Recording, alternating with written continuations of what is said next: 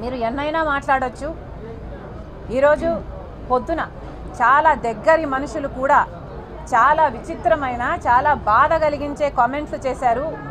కొండా రాఘవరెడ్డి అన్న నాకు కానీ నా కుటుంబానికి కానీ దగ్గర అనుకున్నాం.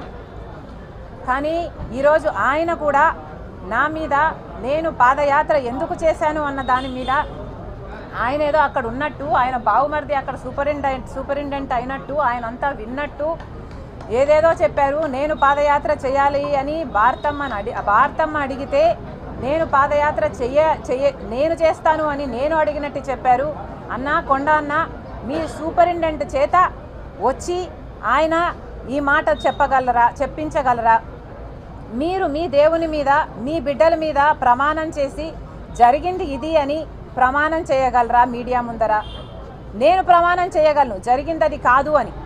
నేను పాదయాత్ర చేస్తాను అని నేను ఎప్పుడూ అడగలేదు. నన్ను కోరితే నేను ఒబ్లైజ్ చేశాను తప్పితే ఇది నిజం కాదు అని నేను నా బిడ్డల మీద నా దేవుని మీద ప్రమాణం చేసి చెప్పగలను. ఇదే స్థాయిలో మీరు చెప్పగలరా? నేను నా భర్త పోయి అక్రమంగా డబ్బులు సంపాదించుకోవాలి అన్న ఉద్దేశంతో మేము జగన్ రెడ్డి దగ్గరికి వెళ్ళి మేము అడిగినట్టుగా మీరు చెప్తున్నారు. మీరు అక్కడ ఉన్నారా? మీరు అది ప్రూవ్ చేయగలరా?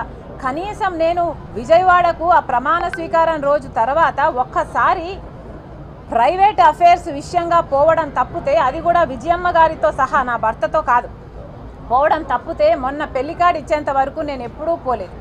పోనీ నేను వెళ్ళానని మీరు ప్రూవ్ చేయండి, మీ మాట నిజం అనిపించుకుందాం. ఎందుకన్నా దేవుడు చూస్తున్నాడు.